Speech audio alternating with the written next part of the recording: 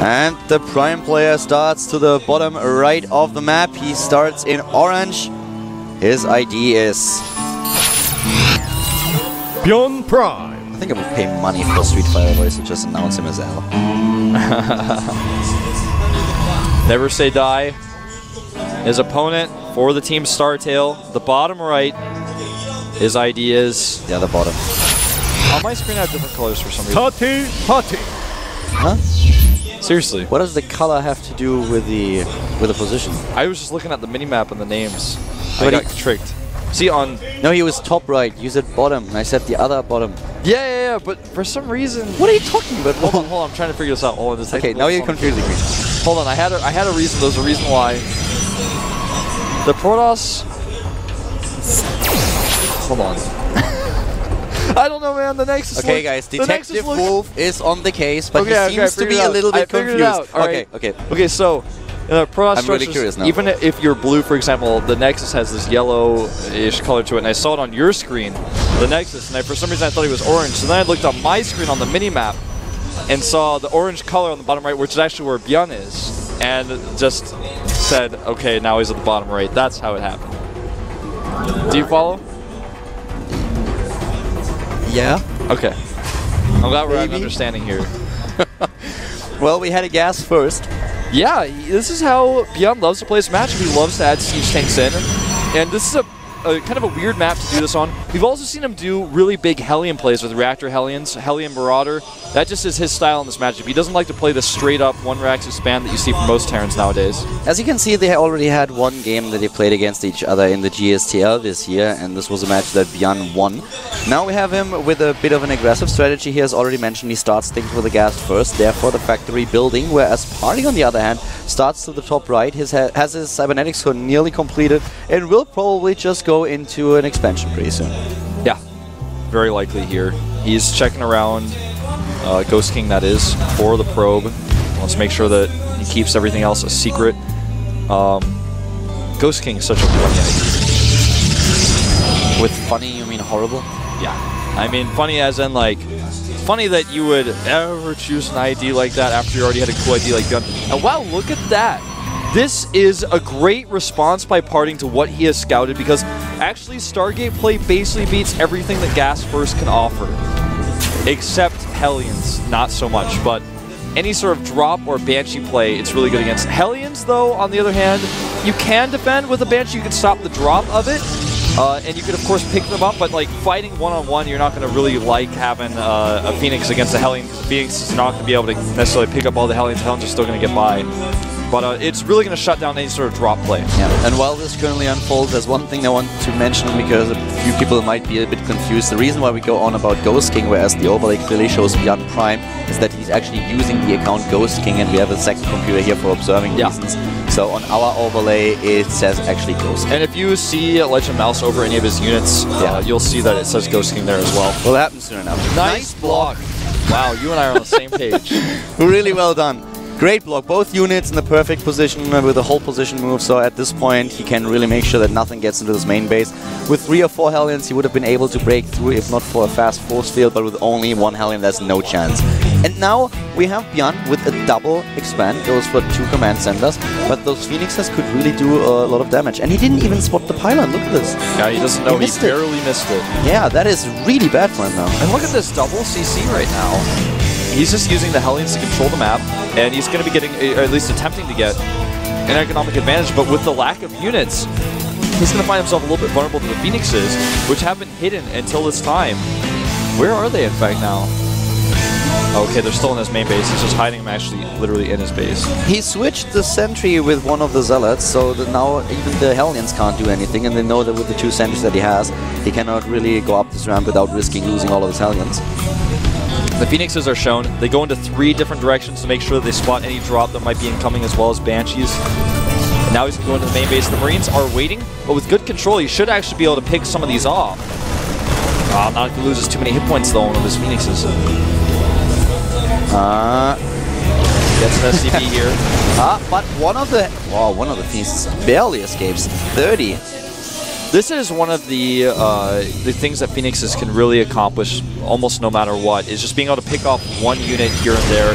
They're so fast that it's basically impossible to stop them from getting away. So yeah, he's not going to be able to kill you or devastate you with these Phoenixes, but he's definitely going to annoy you. The Phoenixes are just great at slowing down everything that happens here. So a Siege Tank move out, they can assist with just using Graviton Beam, making sure that Siege Tanks cannot deal too much damage. Against Banshees, they are great. When your opponent is going for Medivac drops, then of course you can use them to shut them down.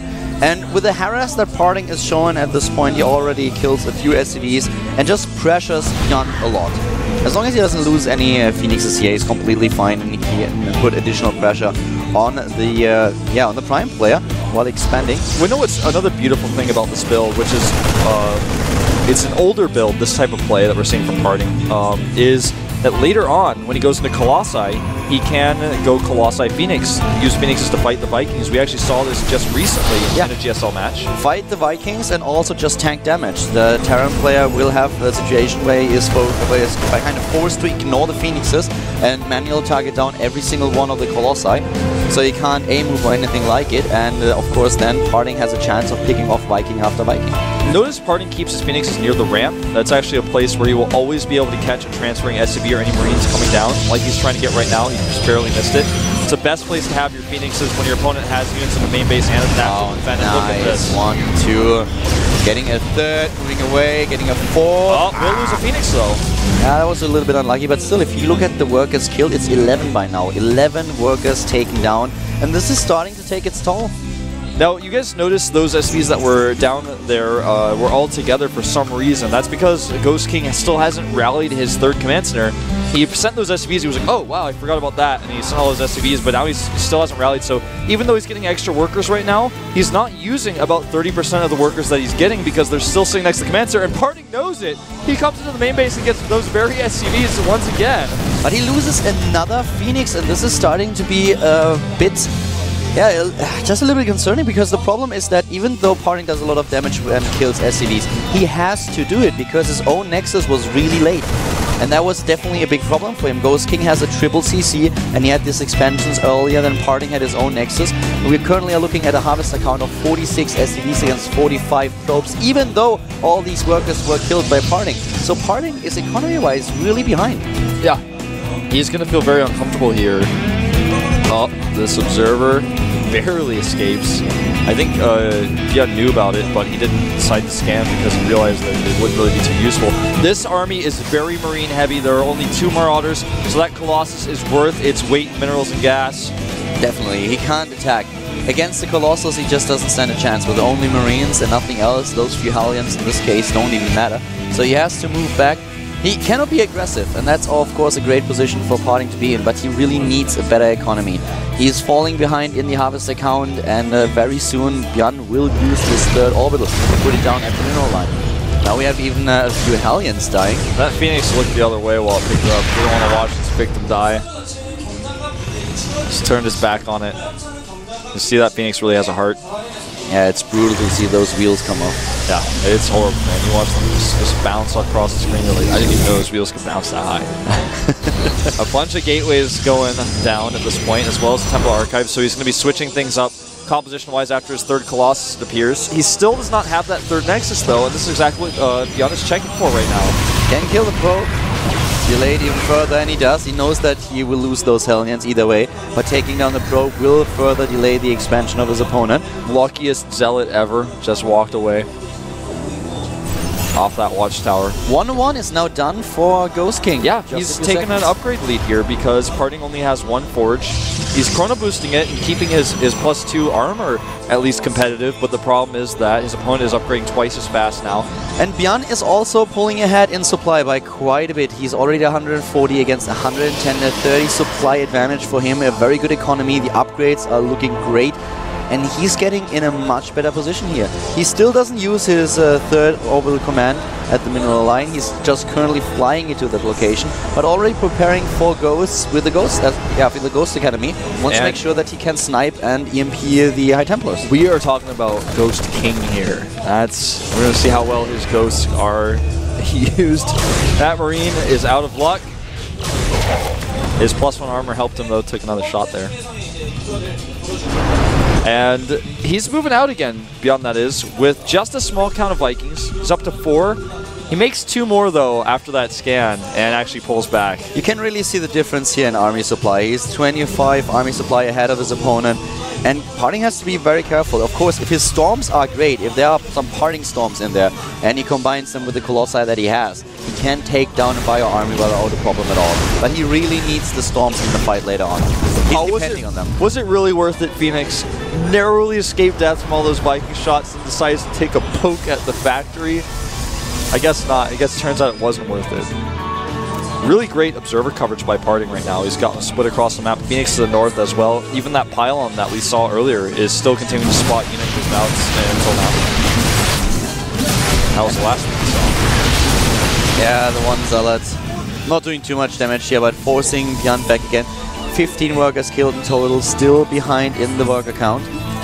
Yeah, 60 to 68 right now. 68 Harvesters for Ghost King is pretty much exactly where he wants to be right now. He's not even making any additional workers because he wants to have the better army count at this point. Parting is adding the second forge now. When with the second forge and good chrono boosts, he will be able to maybe even get even with Byun, but for the time being, the Terran player has a significant advantage in upgrades. He will finish his +2/+2, whereas Parting is only on a +2 armor. Byun is not very keen on killing observers with scans. I think that's something that you can just notice. He sees it and then he decides not to kill it because, well, he knows where I am now anyways. Parting tries to get out here. As I said earlier, the storms are key. Yeah. Storms don't care about upgrades, they don't care about army sizes, they just do damage no matter what. He needs to have really great storms now, takes down another observer. He definitely has the Viking count, so the 2 Colossi, the 3 Colossi that we have, will be in a bit of trouble against 10 Vikings and more building. But the issue is really Ghosts against Templars. Who will win? How good will those storms be? Yeah. And he's, now that he lost his observer, he wants to use these Zealots for spotting. The Zealots are in a good position here, but does he have enough army? Great forces here. The entire army stims, but he will lose 1 Colossus, and he dodges the storm. Yeah, that's very unfortunate now for Parting. He already lost the Colossus. On the other hand, the stim hurt a lot. And here comes the fight on the choke point. He could use another set of force fields. He still has sentry energy available. He's trying to get these storms with the Ghosts already. Oh, that was not a good trade there for that Templar. And this Colossus is so awkward on the edge of the cliff. They are gone, and the EMPs are great. The entire army is now without shields. There comes another High Templar. Does he have enough energy for storm? It doesn't look like it. Yeah, it was a little bit too late there, and these storms here are actually totally missing the army. Yeah, they're not good. And this is going to be it for Parting potentially here. All these units very low in hit points, but Parting just does not have enough DPS. Ghost King Byun, he's cleaning house now. He's taking down unit after unit. All those boats are going to die, even though the Marauders are low on HP. This is it. GG. One overwhelming battle fought by Byun. Wins the game. Parting now down 1 map. Well played by the Pan player. Now, Parting not very happy with that game. I feel he could have been a little bit more careful with his Phoenixes. But, you know, in the end, part of the problem was he never took that 3rd base. Parting was known for his storms for a long time, but the storms that we've seen today by him were really disappointing. Only 2 of them in the end really hit the army. The rest of those storms were not doing any damage at all, so that was very unfortunate. Byun played this well. The EMPs were spot on. The entire army was without shields. He did fight after he killed all the Colossi, so that was really, really well done. The Prime player definitely deserved this win. And now we are looking at the last game of game 1. Yeah, Shine against Trap. These are the last 2 players that have not put their names on the scoreboard yet. Yeah, this first set that we have. Oh, okay, apparently we have a camera shot. Good Suddenly, that was scary, man. Alright, Shine on in lobby, and Cloud Kingdom is the map that we are going to see. He's up against Trap, so we have a Zerg versus Protoss, and Trap is a little bit... I don't know really what to make out of Trap. Sometimes, I mean, we don't really know that much about him. He had a great performance so far, but he was not able to get into Codes right away. So he's a little bit like the Dark Horse today, I feel. Yeah, I think so. You know, Shine he practices a lot. Being on TSL, he's very much a TSL player. Their team is so family-oriented, which is sad because actually after the Up&Down match, there will be no more Ohana next season. Thank God. But that Ohana joke, I can't stand it anymore. It's been a good run, but how that started is that even after we casted Ohana for like how many months? Like 2, 3 or whatever. Like that. Still people tweeted us and were like, by the way, like every week. Almost every single day we had a cast. Like someone would people tweet tweeting us, by the way, did you know Ohana actually means family? And like, whoa, really? Like some people who like really like live in Hawaii are like tweeting this. Some people are just tweeting it because we mentioned that once and they were watching the VOD, I guess. I don't know. But that's where the joke started. That's the joke history. Yeah. There's a mosquito. I think you brought him with you, man. Hey, I killed it yesterday, okay? My micro was excellent. Now it's your turn. Well, I'll take care of it when he comes back. Yeah.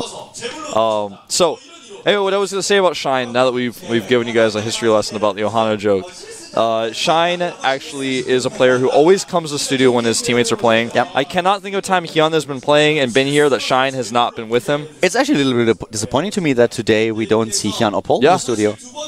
Nobody is supporting Shine except But Shine always goes to watch his teammates' matches. Yep. And I think that just goes to show that he's very close with the team. He likes to watch other people's play and really respects it. He's not just a guy who grinds out games with the team, plays customs when they ask him. He actually studies games. He watches games live. He feels like, really close to the players. And that's something I think that you'll probably see in his play. And if you start to kind of notice how he picks up on other players' styles from his own team. Well, currently Trap joined the lobby, so I guess the game is going to start very soon. And Shine was already in the Up&Downs the last time, was not able to go through. That was actually so close. He was the one player who had to win in the end so that Salmosa would advance. No, Suoshin, right? Yeah, Suoshin. That Suoshin would advance, and he won the game, but for him it was a very sad day. He has a second chance, though. Yeah. He can do it again today in this group with the 6 players. He might be able to pull through. STX Trap, the same team as Mini, who was not successful yesterday. Yeah, these STX processes take forever to join the lobby, by the way. It's something I'm starting to notice about them consistently at this point. Yeah, a little bit. The thing about Mini is he was playing a little bit underwhelming yesterday. We had high hopes for him after he was able to defeat Flash and Naniwa, but yesterday was not his day apparently. Maybe today is a day where STX players are going to shine, sorry for the unintended pun, but Trap will have to prove that first. Protoss against Zerg here at the GSL Up&Downs. The map is going to be Cloud Kingdom.